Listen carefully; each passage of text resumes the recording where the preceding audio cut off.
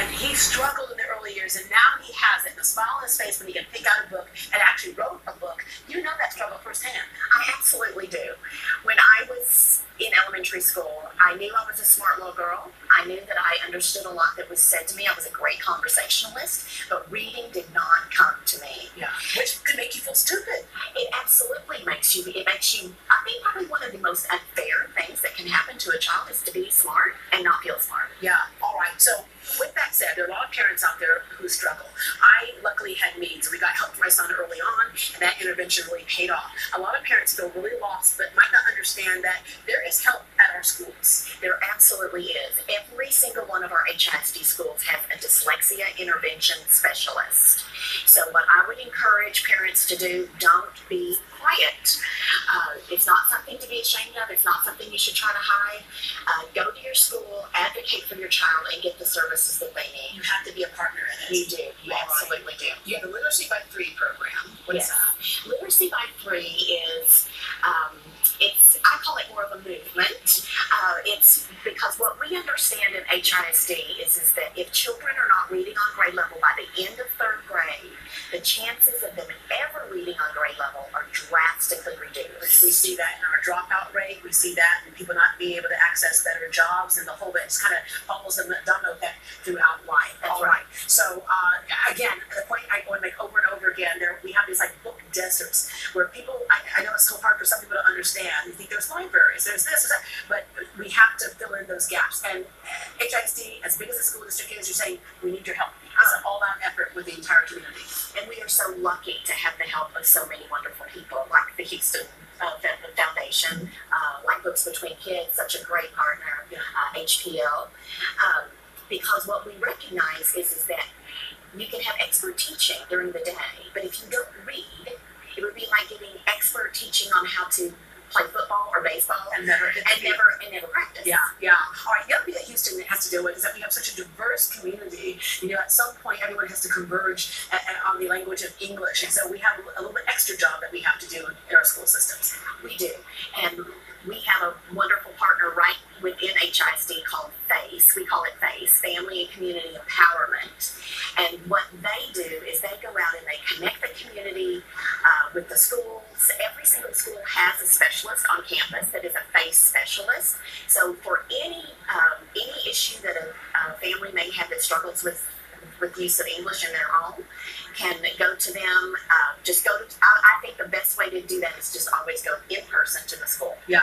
All right. Well, thank you very much, and thanks for sharing your encouraging story, because you come to be the director of the curriculum for literacy at HISD. Yeah, right? That's right. Okay, well, we are at Minute Maid Park. There is a game tonight, but we have a player here this morning who's joining us with his wife, Tony Kemp, left fielder for the Astros, but along with his wife, Michelle. Hello there. I want to say thank you, because I know you got to get busy later on this morning. Thank you for coming this morning. Okay, you went to Vanderbilt, so reading was important in your family, academics was important in your family. How did you kind of balance both sports and academics? Yeah, it was tough. I mean, at an early age, even in middle school, you have to understand that, education comes before sports. And my mom and dad were always harping on getting your schoolwork done before going out and playing on the field. So it was definitely important, especially going to Vanderbilt. You got to understand how important time management was. And I'm sure she could say the same thing. Yeah, because Michelle, you did the same thing. You were an athlete, you were a band, you did all kinds of things, but you also had to make sure you made time and time management for your classes. Yeah, exactly. I mean, education was always first. Same thing with him in our house. My family's big readers. We're big on school, so that was just always our priority. Yeah, all right. You have an analogy, and Ralph, if you could turn around and pass me that baseball there. All right. There we go. Oh, good catch. Okay. Yeah, so usually one of the things I do whenever I go speak at schools or get engaged with kids, it's always it's either a book and it's a baseball. And I think the important thing is that the kids get is sports will not always be there, and the education is more important. So I have 2 kids come out. One kid stands on the book, the other kid stands on the baseball, and I see who can last longer on staying on the ball or the book. Obviously, the book lasts longer, and so the whole analogy behind the whole thing is that education will always be there, and sports injuries happen, things happen. So or you might not ever play pro. I can tell you how many kids don't. I need to know that stuff because I'm gonna be a pro ball player. Yeah. So not easy. When you're young, you think that you're gonna be professional athlete, and sometimes that doesn't work out for everyone. So having the book and showing that education is more important than sports is good. All right, Michelle, what are you reading right now? I actually just bought a John Grisham book the other day. I'm kind of into the murder mysteries love right that now. stuff, So John Grisham, Tom Clancy, that's kind of been my path right now. Do you remember your first book that you got excited about?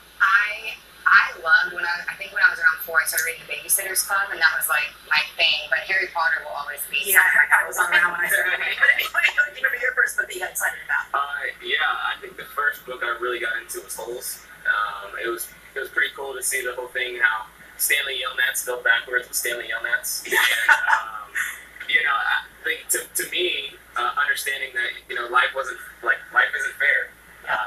Lots of lessons. Right? Throughout the book and throughout the movie, of course, too. And Stanley gets blamed for stealing cleats that he didn't steal, and he has to go off and dig holes until they find treasure and stuff. So it's a completely awesome story that I've always loved. And that's why I loved it when my son was reading different, like, I tricked him on, I think, one of the books he read, but they learned compassion in that book. They learned how to work through, issues and problems in a safe way. All right, the book I remember was Old Yeller.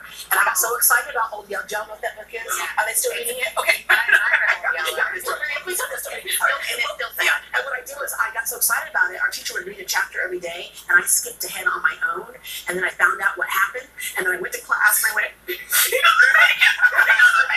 everyone in the class starts crying, and the teacher shows up for reading time. We're just in tears. And she's like, "What's wrong?" She was so mad at me that she changed the ending. And all of a sudden, he woke up and he wagged his tail. And he's like, "I'm hungry." And all the kids looked at me like, "You liar." I was like, "No, I thought I read it somewhere." But what was your book that you first got excited about? I love the fact that you said your first book that you got excited about was one that was read to you. Yes. The same thing happened to me because I was such a struggling reader. Yeah. And that was a teacher reading Charlotte's Web, which is also Yes, I loved that one too. Yeah. All right. Hugs for home before we leave. Oh yeah. It's kind of the thing that we started when I was in the minor leagues to start the season out.